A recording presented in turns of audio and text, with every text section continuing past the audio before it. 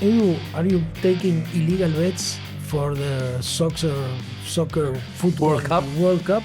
Wouldn't be a bad idea. No? Okay. But taking into account our producers' suggestions, I am preparing the rapid fire. The rapid fire? Yeah. Okay. In order not to improvise on the way. You need to come a little bit closer. Okay. So, first of all, well, ladies and gentlemen, welcome. This is our, which number are we at? What is that? 21? 28. 28th episode of Finance Rockstars. It's an amazing record.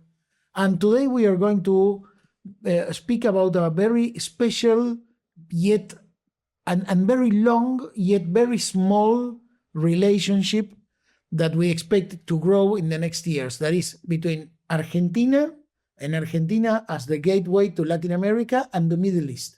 And in the Middle East we count, and this is surprising, all of our friends and colleagues we have in the Middle East, because as you know, Argentina is one of the few countries in the world that has stable, long-term diplomatic and commercial relationships with all countries in the Middle East, even countries that are sadly at war among themselves. So Argentina has an excellent relationship with Saudi Arabia, with Qatar, with the State of Israel. Argentina has a very large Jewish community and a very large Muslim community that live together in harmony along with our Christian Catholic majority. Argentina has even small yet stable diplomatic relations with the Islamic Republic of Iran. So why am I telling this? Because when we think about the relationship between Argentina and the Middle East, we need to think first and foremost not on a relationship in terms of transaction, but a relationship in terms of a country that is getting along well and has been getting along well for the last 120 years with all these different nations that are so different among each other in this, I believe, prosperous yet sometimes painfully unstable like the Middle East is, which is very akin to Latin America in which we live. Also prosperous yet unstable and sometimes painful region of the world. Okay? Yeah. So having given that, I would like to share some numbers. The numbers are very small. The trade between Argentina and the Middle East, and again, I want to emphasize that we're speaking about Argentina, but Argentina is a gateway to Latin America, okay? Be it Colombia, Brazil, Uruguay, etc. Just simply because of these large communities we have in Argentina that other countries in Latin America do not have.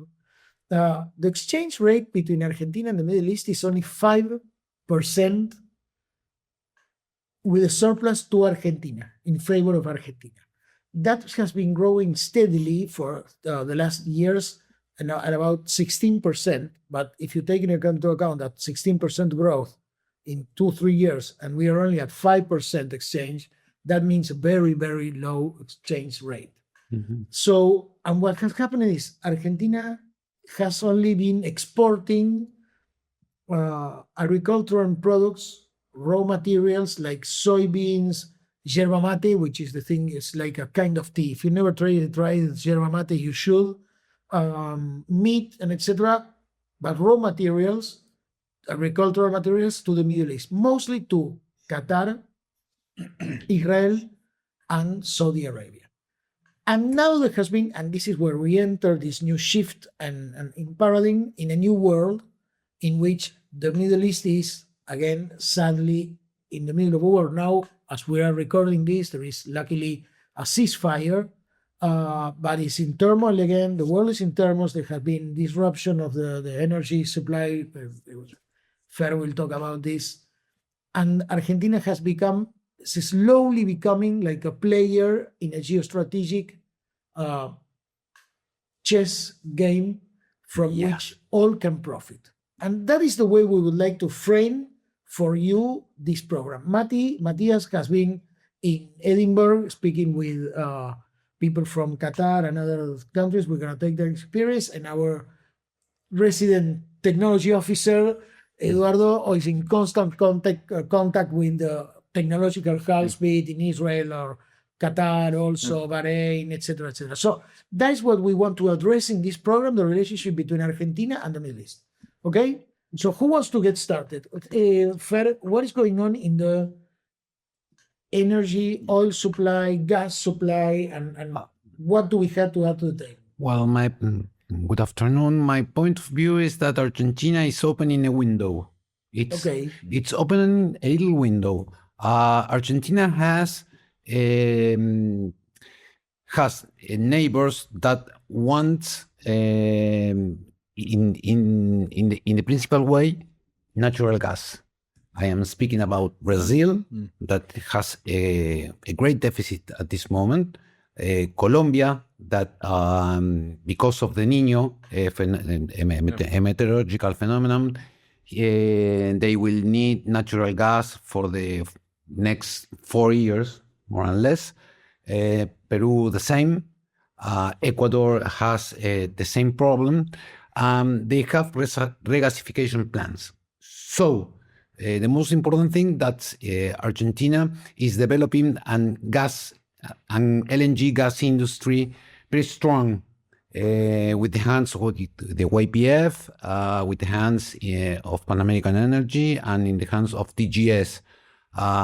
So we will have natural gas to sell to those countries. And the most important thing is that, can you ask me why people of Qatar, people of Saudi Arabia, that they are producers? Yes, I was about to ask you that. Why would Saudi Arabia buy gas or oil or energy from other countries? Like Saudi Arabia, in several Dubai, times, whatever. In several times, it's very difficult to put a ship from Qatar, from Bahrain, from Iran into South America.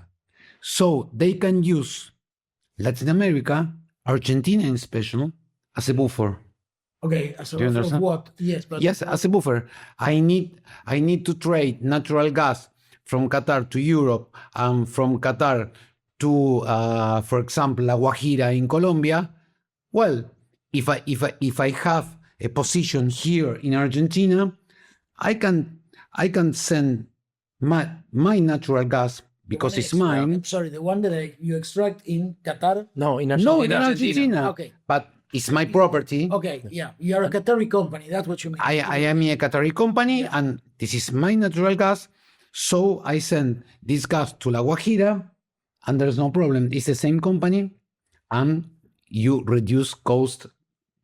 That is the most important. That's what we want to understand. Sorry. Yeah. La Guajira is a part in Colombia, Yes. northern region of South America, northern Yes. tip of South America. Yeah, to add of what Fernando is saying, it's also it's to reduce risk in the supply chain, because they due to the different conflicts around the world, and particularly in the Middle East region, that affected the transport.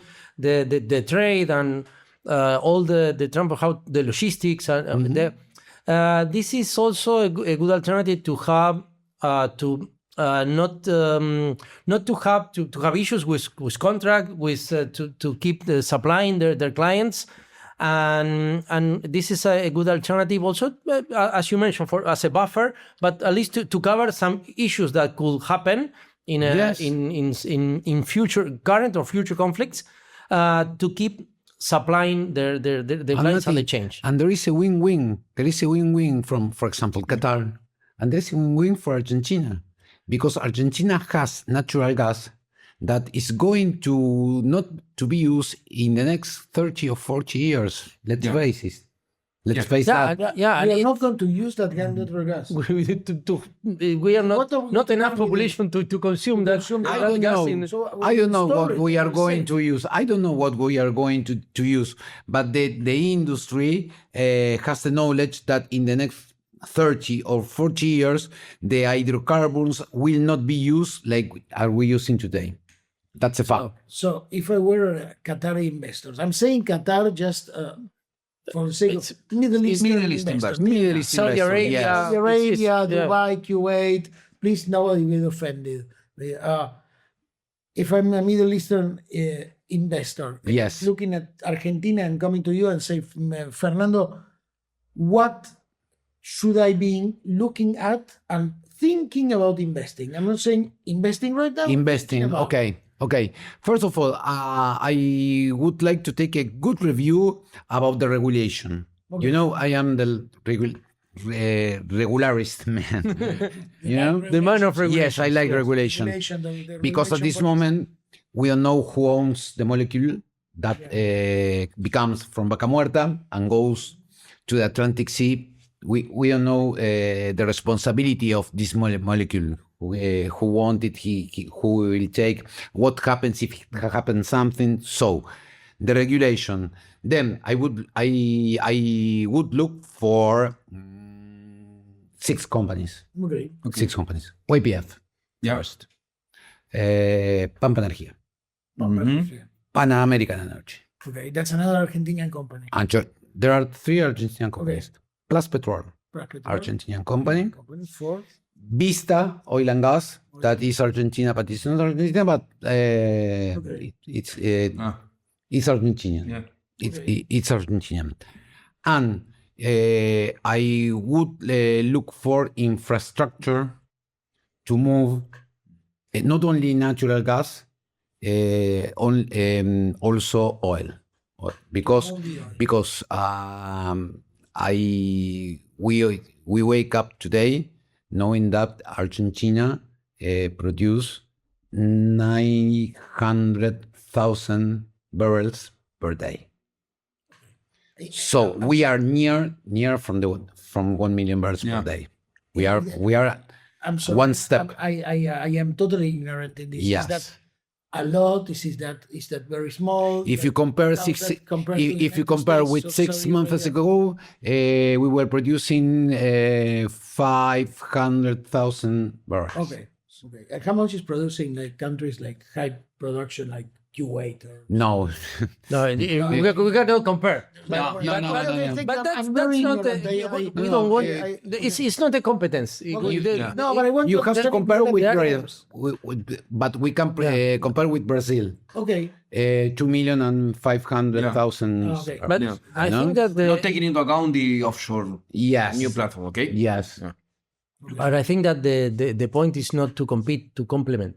Yeah. And No, I just wanted That- to get a notion if that's there is a where lot the, of the, the small- opportunities could be, because to increase the synergies between the regions, they have the capital and cash flows for this. So we are talking about huge investments, but they could have those funds for that, and we have the resources, and we have a region that is safe and far from conflicts.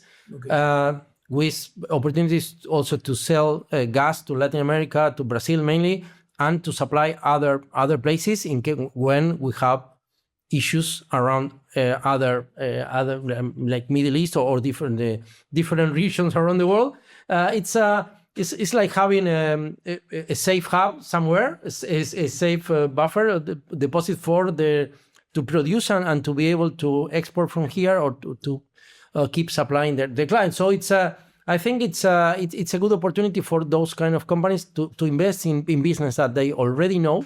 They have the expertise, they have the clients, they have the cash flows for the investment, and be able to develop that industry and that opportunities. AFNOC understood the situation, and yesterday they signed an agreement with YPF, taking the 33% of the most important project that we have in Argentina is the Argentina LNG leader by YPF.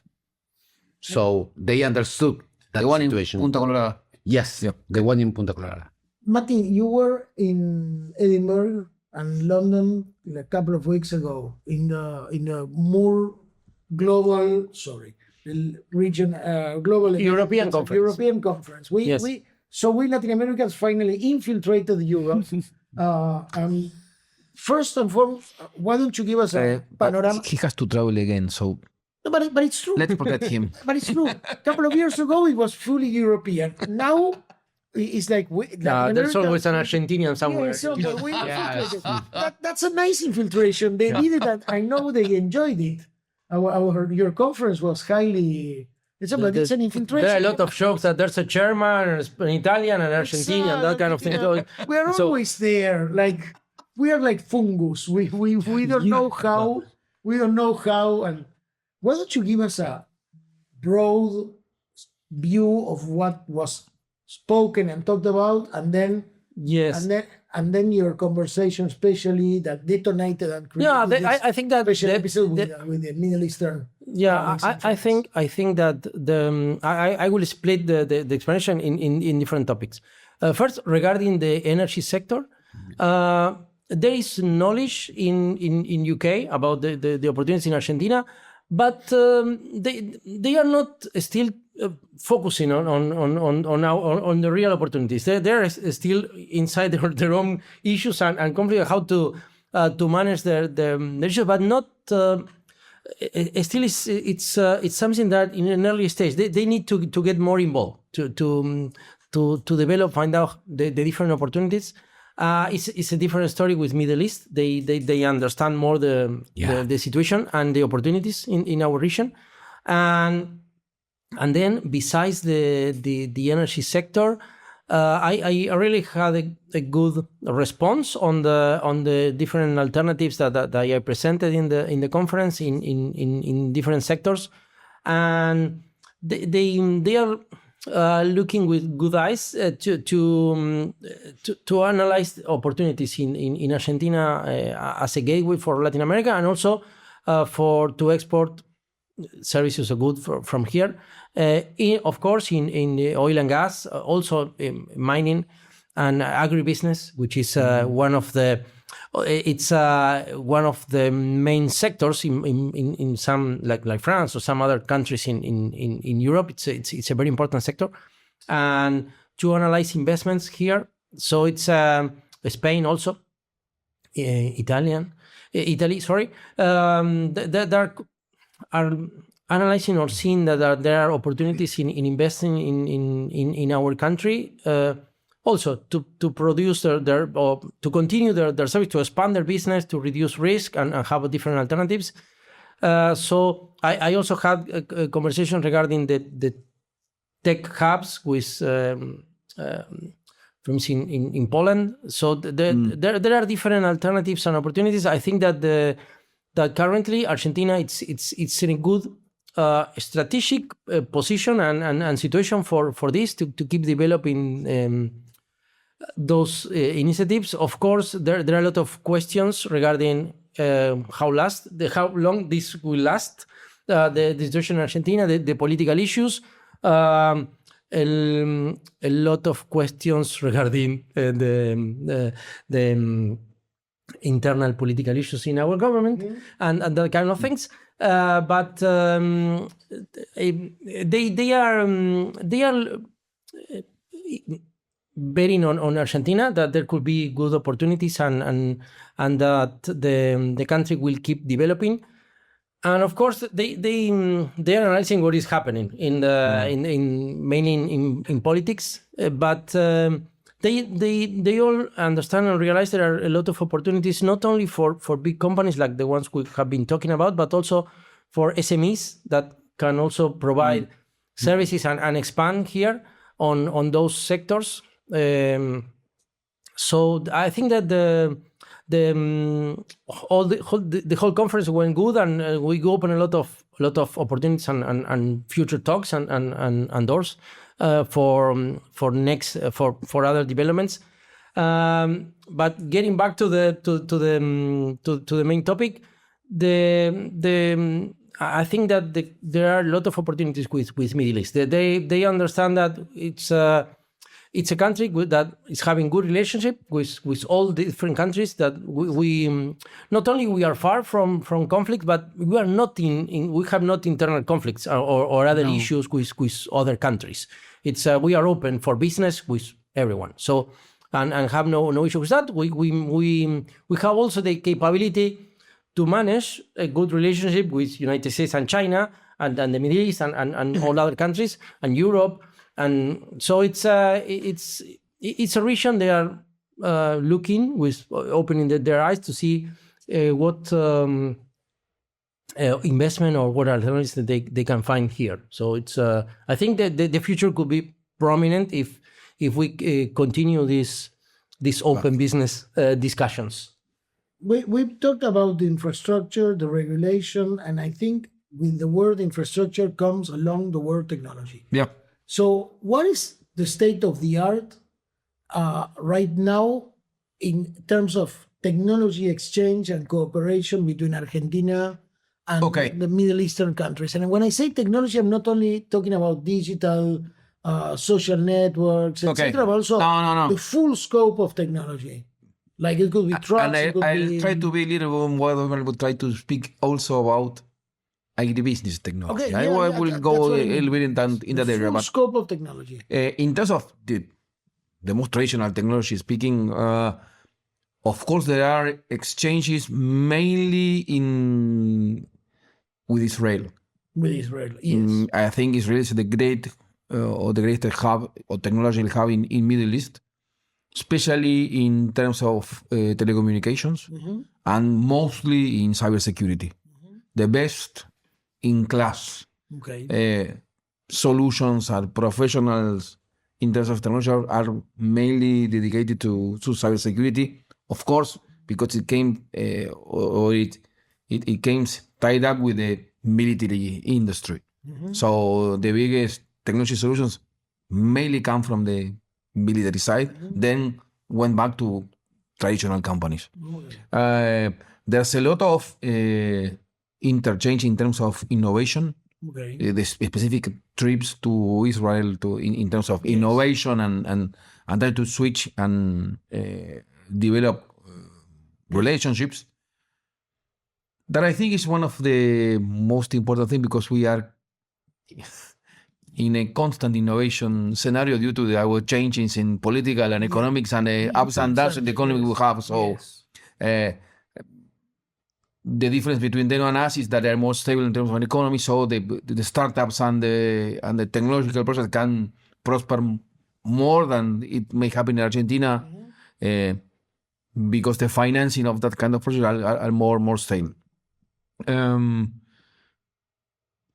But what they will find in Argentina may be mainly partners to integrate in terms of their own technology or technical house that can develop here at a better cost than in Israel and then build up down there. So in that terms, I think there's a lot of potential possibilities in terms of developing a biggest knowledge industry.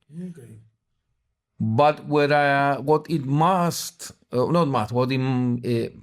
surprises me more than the traditional technology is the agriculture technology. In my previous experience in the agribusiness, they developed a broad and strong citrus industry in the middle of the desert.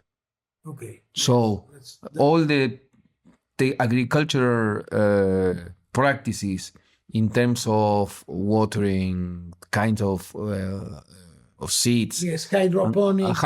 Exactly. Water desalinization projects. It's amazing. And they build up an industry in the middle of the desert. Yes. So I think that's a lot to not understand, but learn from them in terms of how to develop that. Imagine the possibilities in Patagonia, in the places where we are not. Yes. I was thinking about that a little bit because we also have a very huge desert. Argentina is regarded as a country that's extremely big, the eighth largest country in the world. 82% of our surface is cultivable in one way or another. But we have a very large desert, which is the Patagonic Desert. It's not a sand and heat desert. It's southern cold steppe, high winds, but it's a desert nevertheless. So that technology could be used Yeah. We also have 40,000 square kilometers of sea coast. Yes. We have huge reserves of water, potable water, sweet water, but desalinization projects Yeah. can be They get imported to completely. create hubs in Argentina. And there's another industry that we'd like to talk about in terms of energy, which is clean energy technology. Yeah. Like I understand also that there are Middle Eastern countries, I guess Saudi Arabia, and I don't know which others, that are investing hugely in renewable or clean energies. And that takes a lot of investment in manpower and in technology and digital. Is that so? Yeah. So Completely. what could be done from the private sector? Let's not speak about the macroeconomic and the governments. The private sector in terms to integrate and to bring these technologies to Argentina and to make them profitable for the rest of the world. No, first of all, I think that the most of the companies and investors know about the possibilities. In my conversations, they are looking at Argentina as a possibility. Of course, they are still analyzing the risk of not on the countries, but in a more wider concept, and to understand what could happen in next year or the following, because the news that they receive, and that's something that is important, how to communicate to the rest of the world, because I think that there is an issue there. They receive a lot of positive news, but they receive also another news that are not so positive, and they found that they understand those negative, and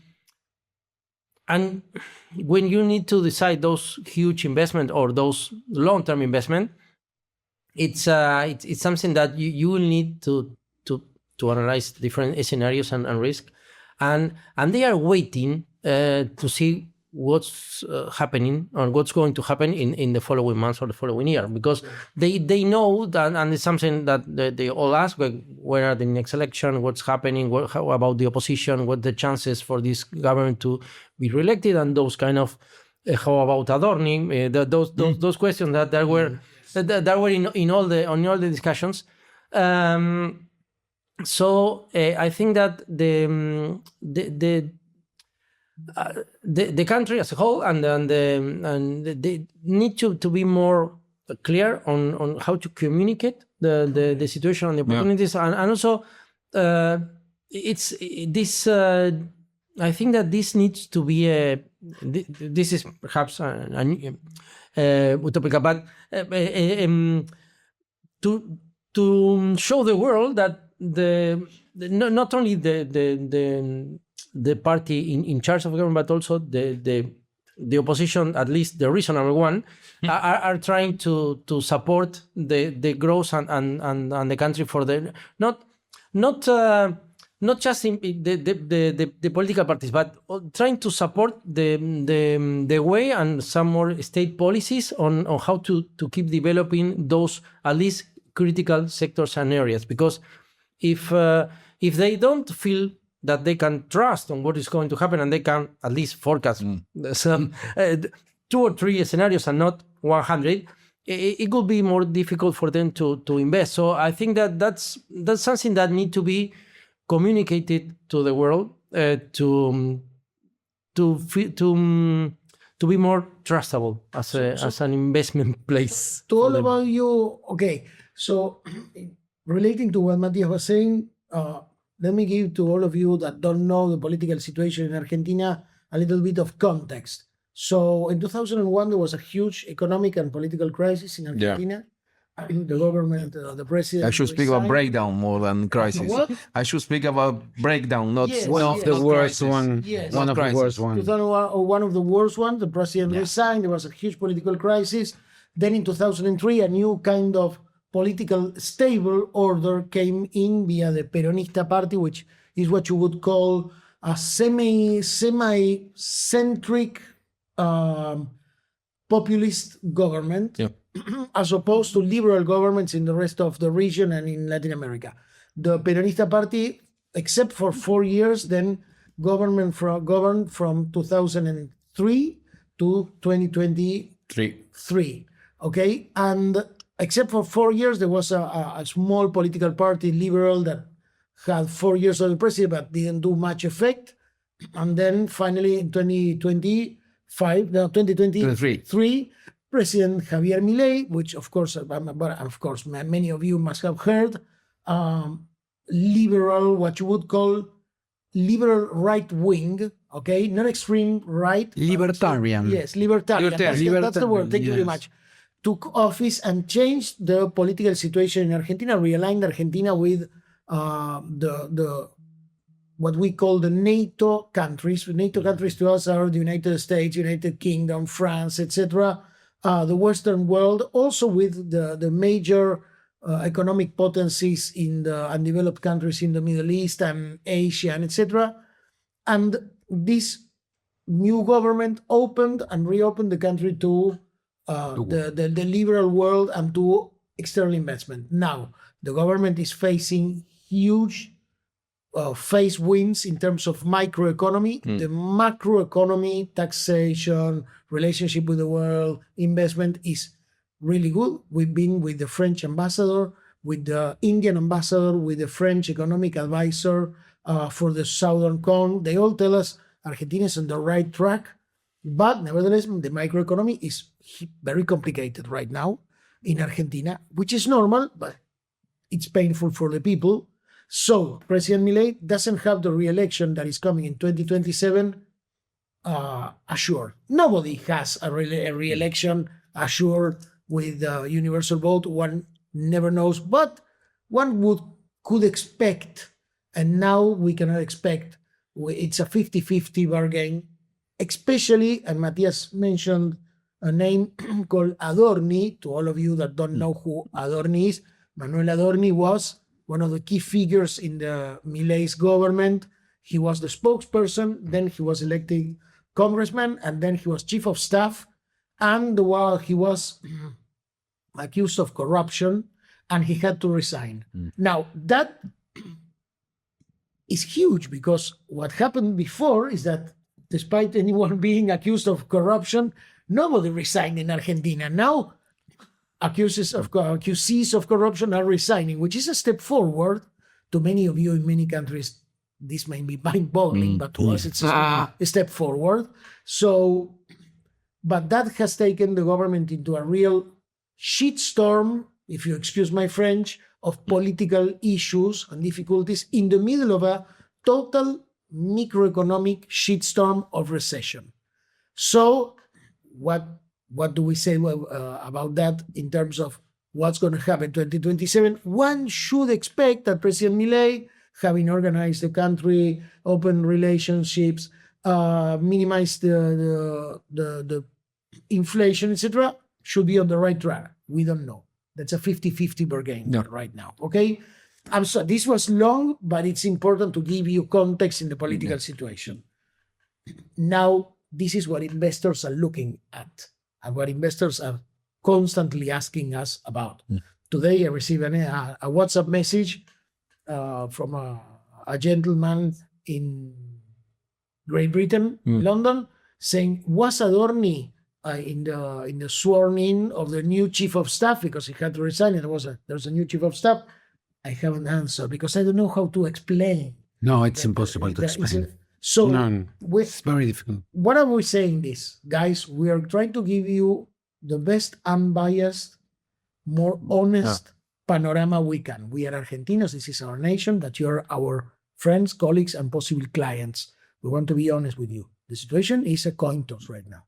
And I think that is where Mati was going to in terms of his explanation of what investors are talking about. Yeah, of course. They are waiting and seeing if as mentioned, they are interested in the possibilities that Argentina brings, mainly in those critical sectors, but also waiting to see if this situation is going last. There's not going to be future radical changes in this, because they have been waiting for many years to analyze what's happening in Argentina. They are not going to decide soon and make a mistake. So they are waiting and see, okay, this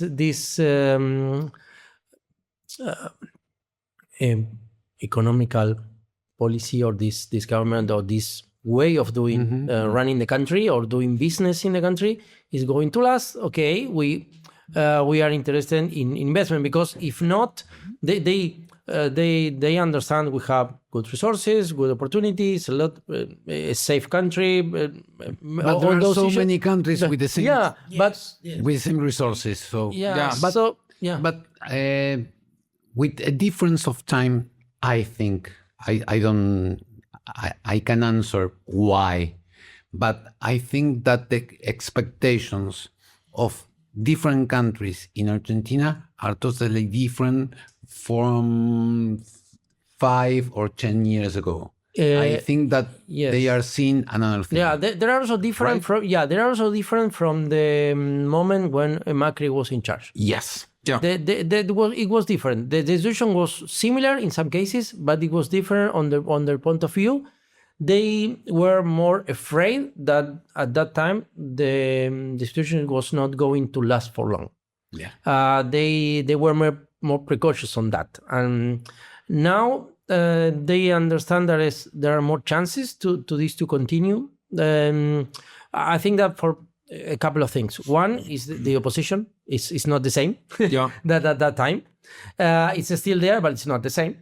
That's quite the point. And then the opportunities in the energy and mining sector, because the current situation around the world and the different conflicts and have proven that there could be issues on and that no one was expecting, at least on that on that side, and we have those resources that the world needs. So there are good opportunities, and the chances of the government, even though they are having some difficulties to convince the whole population that this is the way, because of they're still struggling with the macroeconomic, but they understand that there are more chances of better opportunities, but still they have their warnings on that, so they are still waiting and see what happens. If this is more clear for them, this situation clarifies which is how this is going to continue. A lot of other investment that are waiting there, because we are receiving, as a country, we are receiving investment. We have the tax incentive like RISI that is receiving investment on that, but there are a lot of companies waiting there to see if they can also invest in the country. And if they feel more safe, they feel more comfortable that this is not going to change, and they can increase their trust in that situation, it's highly probable that 2027, 28, will receive those investments, and a lot of companies that are analyzed to set up here to continue. We just another comment. We are receiving, and this is weekly requests from foreign companies about how about the situation, how to set up in Argentina, whatever. Some of them are setting up at least with a small company, just at least to establish here, to set up and to wait and see, but already to be ready to expand. So there are many opportunities, but we need to make the foreign investors more comfortable in us and to trust us more. Anyway, Mati, for the next election, we have decades in terms, because it will be in Argentina, terms are decades. For the investor, is tomorrow. Yes. Agree.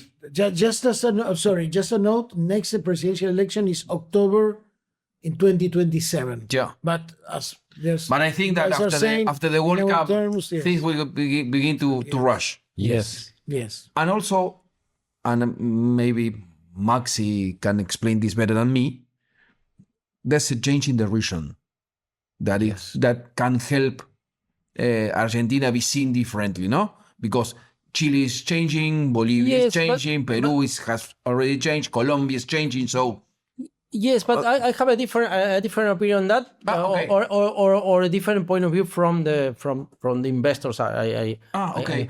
They in those other countries that you may take out Bolivia because there's a more difficult, more complex. complex Their own environment. problems Yeah, by their own problems. themselves. But Yes. Brazil, Chile, even Peru, Yeah. Ecuador, Colombia. They change Mexico. They change their from right to left. Yeah. But they have state policies, and some Yes. And a stable economy. the most Completely agree. the best Completely example is agree. Peru. Completely agree. They change their president every day, like we we change used to clothes. do. And they have the most powerful, the most wonderful, powerful money of Latin Yeah. America. Yeah. Currency. So Yeah, They should build up they- a monument to that president of the Central Bank of Peru that say the soul is Yes. the way we is the king. is the king, and that's it. Yeah. And so they see that, and Okay. they see those discussions, but like they are seeing a sitcom. Okay. So they don't care if their state policy remains. In case Okay. of Argentina, the issue is that we can change, but we change 180 degrees every Okay. time. So that's where they are worried about. The whole region, yeah, helping. It's they change it, but they certainly don't care much about that because with Lula, with Bolsonaro, where they keep investing in Brazil because Okay. things do not change radical there. The Okay. same in other countries. Okay. Let me go to two things I think that are important, and those are what we've talked about this a lot, and we're going to talk about again what is RIGI and what is it important, and especially for you guys in the Middle Eastern region. Perhaps you've never heard about RIGI. That's RIGI. And now we have super. Yeah, Ricky. super real. But let's talk about the RIGI regime that everybody's talking about. No, it's a tax incentive regime, and that also gives you stability for 30 years, which in a country like ours, it's Yes. And it cannot be it's changed like because it's an yeah, acquired it cannot, right under yeah, the law. that's So because if a foreign company enters the country under the RIGI regime, that's under our laws and constitution, that is an acquired right. Nobody can, another government could come, but they cannot take away those rights for a company. So that's an important incentive. and also we have another one that's called RIMI for SMEs. And now, as Eduardo said, we are about to have the super RIGI, which is for investments over 1,000 million. 1 billion. 1 million. 1 billion. And in all those cases, they give you stability for, which is not only the tax incentives, but also stability that they cannot change the rules for 30 years. Okay. And what go ahead. No. Okay, and what about and perhaps you Fer can help us out, and we're gonna try to wrap this up. What about the Qatari investments in Uruguay? To all of you that don't know our geography, and that would be totally fine. Uruguay is another country, of course, that is linked with Argentina. Yes. To the north of Argentina, between Argentina And Brazil. Brazil. Uruguay is a very small, it's very beautiful. I love Uruguay very, very much. very stable. But very stable country. Yes. We call it the Switzerland of Latin America. It has a very stable political system, highly respectful of the law, highly respectful of their constitution. Even in the worst scenarios. Yes, even in worst case Even scenarios. in the worst scenarios. Yes, it's a country I admire very much, and it's very beautiful, and people are really, really friendly. So you should go to Uruguay. But also Uruguay is a very small country. Doesn't have 3 million doesn't people. have- Population, 3 million people. 5 million people. 3 million people. Okay, So to give you an example, the city of Buenos Aires has 8 million people. Yeah. So doesn't have oil, doesn't have energy, doesn't have gas, has a very small agricultural surface, etc., and yet it is receiving constantly investment. And now, to the surprise of us all, it has received Qatari investments. And one would Yes. say, what would Qatar invest in a country that has no liquid gas, no fracking, no oil, but no coal? In the no offshore, uranium? we don't know. Yeah. Ta-da! There we go. Many people You're right. have heard about the Santos Basin in Yes. Brazil. Mhm. Well, there is a continue of Just to of let these you know, walls. the Santos Basin is a basin that is in the southern tip of Yes. Brazil. Sorry. Yes, and this fascia, because Yeah. it's the name, the fascia, is the fascia could continue to the coast of Uruguay. Okay. Okay. That's why Shell, Qatar Energy, BP, Chevron Okay. are looking for seismic and opportunities. Maybe they can find oil and gas as the result in Brazil. And what is the situation in Mar del Plata, Fernando? Mar del The Plata is another city in Buenos Aires. No, but Yeah. Buenos Aires, pero I'm sorry, Argentina. in the province of Yeah. Buenos Aires. I'm sorry, yes, in Argentina. The one news that they might have a offshore platform, but is it They or no? might have a offshore platform, but the first studies were negatives. Okay. Were negatives. Okay. Chevron and Equinor has sold their blocks there. Okay. But there are another opportunity next year. Let's see. Let's see. But it's totally different from the fire from Uruguay. Okay. Great. Okay. Okay. Fine. Okay, so to wrap this up, what I will say is risks and opportunities. Yeah. So why don't we make a round and we all speak about one risk and one opportunity we see in the specific investments, in technology, Okay. in energy. Okay?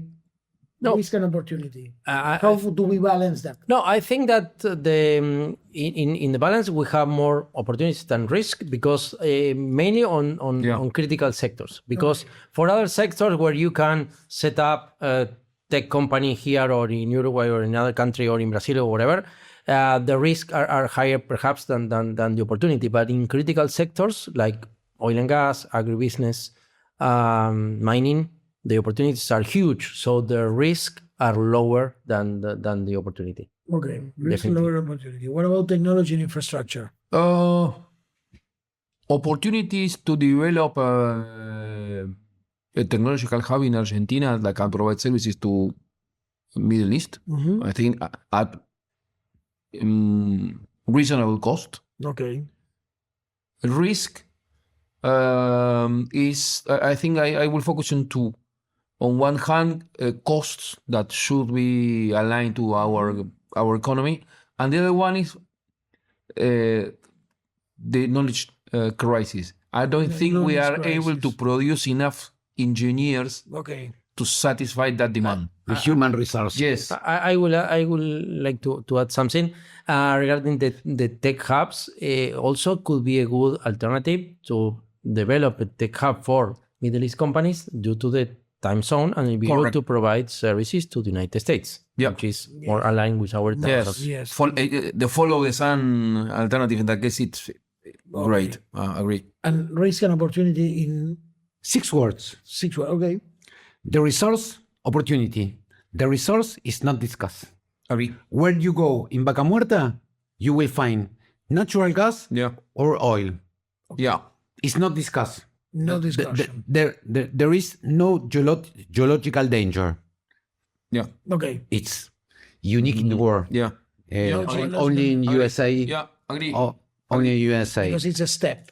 Yes. Yeah. Yes. It's not mountain. Okay. Risk. Yes. Regulation. Regulation. Yes. Okay. And what about the lack of these state policies that bypass the political side? of The state policy will become to Argentina with the companies. You don't need the state for the government for that. When you have the resources, when you have the pipeline, when you have the off taker, law comes alone. Okay. Yeah. I would Yeah, say agree. I would say the risk is for the world to become as unstable as Argentina was 20 years ago. That was highly unstable. And I think the world Highly is becoming unstable. unstable. Okay, And yeah, I think agree. the world is going that way. And the opportunity, despite, of course, everything that we said is important, the great opportunity there is in Argentina is, and this may even sound naive at some point, is the integration in its society. Argentina is highly creative. We are highly creative. We know how to solve crises because we create many. So we have that exercise. As Edu said once, we are great firefighters, and we need the ideas, the know-how, and the knowledge. But at this moment, we can export ideas and knowledge. And take only this image in Argentina. There is an Israeli, Syrian, Lebanese club. Yeah. Okay, that is amazing. To many people that come and say, Only in the "What? world. Only in the world. Only in the world. Yeah. Israeli- Only in Argentina. Israeli, Yeah. Syrian Lebanese Society, Syrian Lebanese Chamber of Commerce. This is amazing. And I know it sounds naive, but that is one of our assets, being able to really pull it together despite our differences in credo, ethnic, religion, political views, etc. And that is something that if you extrapolate from a social point of view to economic and commerce, we can get along very well in a troubling and difficult and volatile world. And we just remember, where the commerce chariots go, soldiers do not. Yes. So, and I think that is Agree. very, very important. So we're going to wrap it up. We are about 50 minutes. Thank you for listening. If you're in the Middle East or anywhere in the world, just send us, just send us an email at hello@financerockstars.net. And now we're going to go to the best part of this show. That is what we call a rapid fire. Yes. A rapid fire is a series of questions that Edu's going to pose. we don't know. That you don't know? the He was questions. preparing that during He was our preparing our when- speech. I'm So I'm afraid quite of worried that, about but, that. No, wait. I have another thing. Okay. Before we go to rapid fire, I'm sorry. Just before we go to rapid fire, we have two special appearances for you. The first is this video from our geopolitical specialist, Victoria Vázquez Curry, who's going to explain a little bit better than us the situation. So let's go to the video. When we think about the Middle East, the first thing that comes to mind is risk. And this year, we saw that in its purest form. The war between the United States, Israel, and Iran ended up paralyzing the Strait of Hormuz, through which roughly a quarter of the world's oil and a fifth of its gas pass.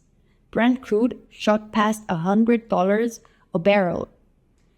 But look at what happened next. With the ceasefire in June, the strait reopened and the price collapsed. Brent is sitting around $72, the lowest level since February. In a matter of weeks, it went from over 100 to 72. That volatility is really the point. Because for Argentina, the Middle East isn't just that risk. In our latest paper, we looked at the relationship between Argentina and the region, and the conclusion is clear. It's one of the most underexploited diversification opportunities we have. Today, the Middle East accounts for around 5% of our exports, and that's been growing. Soybeans, barley, beef, sunflower oil, between others. But the real shift isn't just about selling more of the same. It's about changing the nature of the relationship. And that's where energy comes in. The Gulf manages some of the largest investment funds in the world, and it started looking towards South America. Just a few weeks ago, Qatar Energy made its first entry into Uruguay's offshore sector, right next door to us. The signal is concrete. Capital from the region is willing to invest in energy infrastructure in the Southern Cone. The question is whether Argentina will be ready to capture it with Vaca Muerta and a regime like Lee. But there's just one condition attached. What really defines all of this isn't whether we have the resources, because we have plenty. It's whether we have the institutional stability to sustain long-term contracts when the price of oil can swing by nearly $30 in a month. The gap between potential and trust is the real work ahead. Middle East for Argentina isn't just a distant issue. It's a strategic conversation that's just getting started. And now we have for you this small gift. This is not a gift. A bottle of wine is a gift, but nevertheless. Our first geopolitical report, written in Spanish and in English. Someday we'll have an Arabic also version. That is called Global Strategy Report, Argentina and the Middle East, by Moore Business Embassy. And you can find this at www.mbe.com.ar. MBE being Moore Business Embassy. So MB as in Bravo, e.com.ar. Okay, you can find there a lot of our reports. This is special for you about the Argentina and the Middle East. And now, yes, ladies and gentlemen, Rapid fire. rapid fire. I I can have- get kicked out of the World Cup for doing this. Yes. That the most stupid thing I've seen in decades, but it's okay. Okay. It's okay. I will be beginning with Mati. Mati, oh my God, Then we'll jump into to me. Pato. Oh, Then jump into Fer and we'll end up in Mati. And you have enough time to think Okay. question for me related to Middle East in the same okay. kind of I'll give you questions. Here I Mati. go. We're going to get into so much political shit with this. I know Mati. what's coming. You're a fan of one, aren't you? So what do you prefer? Which circuit you prefer? The Shakir circuit in Bahrain or the Yas Marina in Abu Dhabi? The Abu Dhabi. Why? No, I think that the last race there have been more Yes. interesting. But Okay. Here We're it still comes. in Middle East. 60 minutes. Here it comes. I know. Gal Gadot or Natalie Portman? No. Oh my God. This is not fair. Not fair. I will add a little complication. No. You You have to but answer my question. But you didn't mention Bar Raffaeli. I don't know why you skip Bar Raffaeli. But it's okay. Because it's Gal too- Gadot every single time. Every single time Gal Gadot. Princesa Midala will be watching for Yeah, you. I know. I love Princess Amidala, Gal Gadot every single time, man. Cinema. Yes. Schindler's List or La Vida es Bella? Sorry, De La Vida es Bella is Roberto Bellini's The Life is Beautiful. Yeah, okay. A Beautiful Life. Wow. It's many difficult to compare those movies. How did we arrive at Yeah. Middle East. How did we jump? Middle East. okay. Middle East. Okay. I think Schindler List. I prefer Schindler. Why? Why? Because the historic topic of the movie. Okay. Because of the director Steven Spielberg. Okay. And the special performance by Liam Neeson. Okay. I have one for you. The last No, one. Okay. the last one. Okay. Mati. Ready. Kashmir from Led Zeppelin or Rock the Casbah from The Clash? I know. Rock the Casbah. Rock the Casbah. Yeah. The Casbah. Yeah, I did rock. I did my homework. That's I great. prepared the question. I like the example, but Rock the Casbah all is... related to Middle East. Casbah. So I might take my time. Okay. Shoot. Okay. Falafel Yeah. or crust kebab. I don't know exactly pronunciation. Please forgive my pronunciation. My The Arabic. kebab. The kebab. Yeah. Okay. Definitely. Okay. Definitely. Okay. And kebab or shawarma? This is getting No complicated. kebab. Kebab? Kebab. Yeah. Kebab. Shawarma, I think it's. When they cut it, I always no, but feel I like think they are not putting enough. They are putting enough, but I No. want them But I think that slice shawarma, like it's this. a occidental Invention. Yes, It's a yes. Equatorial, Caribbean event. Yeah. If you go to the Caribbean, Yes, you here you they will sell find it as this is a kind pure of Far-Eastern. shawarma everywhere. They yes. put Arabic music and you feel in the no. 1001 night with No, no. Sherizad and of Sherizad, and that was, I have to tell you guys, part of my manhood education came through the Middle East, because I don't know how I arrived when I was 12 years old at a book, illustrated book, Yeah. non-uncensored illustrated book about the story of Sherizad.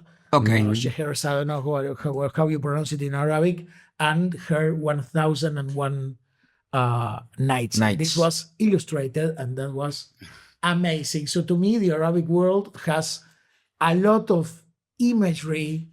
Since I have never been in the Middle East, I hope someday I will and see if that is true and correct or not. But I think it was a huge development in Okay. my mind as a man. Well, let's wrap it up. Thank you very much for listening to us. It's been an hour. It's been a pleasure. Write to us again at hello@financerockstars.net. And we are Matías Tejero. Fernando Maitar. Eduardo Martínez. our chief producing officer, Nacho Johann Sebastian Podcast. That's his nickname. When you was saying Johann Sebastian Bach, and said inadvertently Johann Sebastian Podcast, and that's his nickname right now. From Caja Mágica Studios in Buenos Aires, and just write to us, and we will be very happy to help you navigate these Latin American waters. That's it. Bye. Bye.